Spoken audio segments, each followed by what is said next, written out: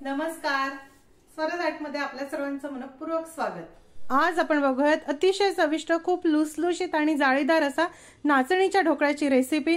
नाश्त्यासाठी हा अतिशय मस्त असा पर्याय आहे। ज्यांना बेसन चालत नाही, बेसनाची वगैरे ॲलर्जी आहे किंवा बेसनामुळे पोट खराब होण्याचा त्रास आहे, अशांसाठी ही रेसिपी खूप उपयुक्त आहे। चला तर बघूयात आता याची कृती। नाचणीच्या पिठाचा ढोकळा बनवण्यासाठी आपल्याला लागणार आहे 1 वाटी नाचणीचं पीठ आणि अर्धी वाटी जाड रवा। सर्वप्रथम एका पसरट भांड्यामध्ये हा जाड रवा घेऊया। त्यानंतर 1 वाटी नाचणीचं पीठ, चवीनुसार मीठ घालूया, 1 टीस्पून साखर, अर्धी वाटी दही घेऊ। थोडं आंबट असं दही मी घेतलं आहे, ह्याची चव खूप मस्त येते। आता हे आपण मिक्स करून घेऊ। हे बघा, हे मी मिक्स करून घेतलं। आता यामध्ये थोडं थोडं पाणी घालून आपण ह्याचं पीठ भिजवून घेऊ। शक्यतो सगळं 1 वाटी पाणी सुरुवातीला घालू नका, लागेल तसं थोडं थोडं पाणी घालू।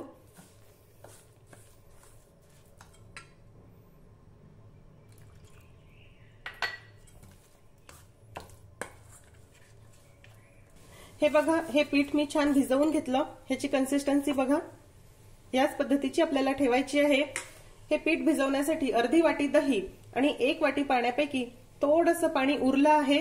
आता सुरुवातीलाच मी यामध्ये पूर्ण पाणी घातलं नाही। रवा जसा भिजेल आणि आपल्याला हे भिजल्यावर जर खूप कोरडं वाटलं तर मग आपण यामध्ये पाणी घालूया। आता हे पीठ मुरण्यासाठी साधारण 10 मिनिट आपण बाजूला ठेवून देऊ।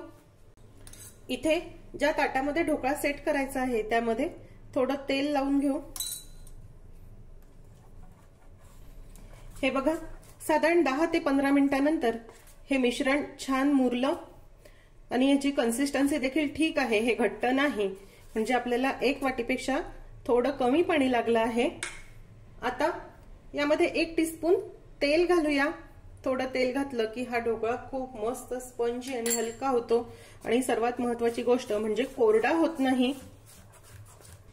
आता यामध्ये 1 पॅक इनो किंवा 5 ग्रॅम फ्रूट सॉल्ट घालूया, किंवा इनो फ्रूट सॉल्ट घालायचा नसेल तर पाव टीस्पून बेकिंग सोडा देखील तुम्ही यामध्ये घालू शकता। इनो घातलं तर ह्याचं टेक्स्चर खूपच मस्त येतं। हे मिक्स करूया।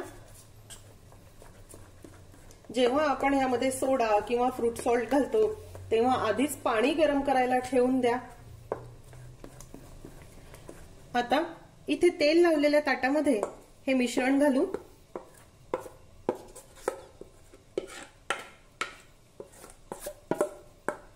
जेव्हाही आपण या प्रकारचे पिठाचे ढोकळे करतो ते खूप जाड करू नका, थोडे मध्यम पातळ किंवा जरा पातळ असे करा, त्याची चव अजून खूपच मस्त येते।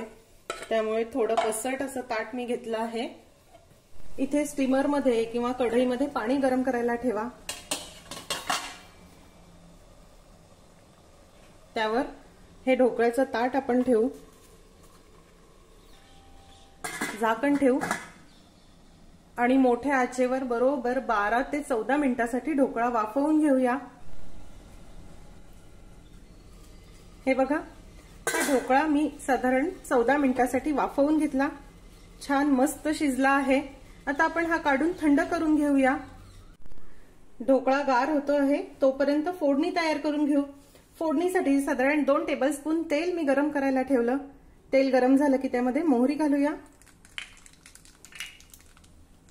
अगदी चिमूटभर हिंग घालणार आहे, 1 टीस्पून पांढरे तीळ, चवीनुसार हिरवी मिरची,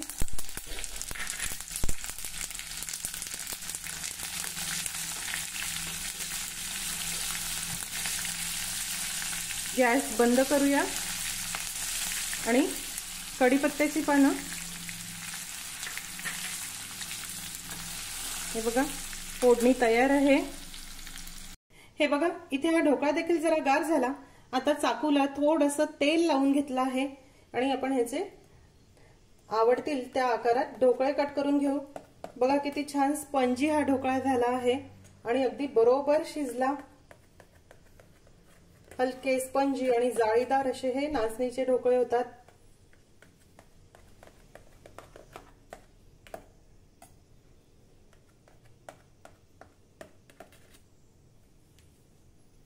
ढोकळा कापून झाला।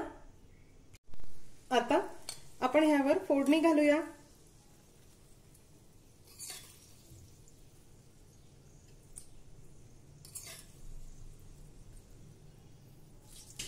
आता सर्वात शेवटी सजावटीसाठी कोथिंबीर घालू।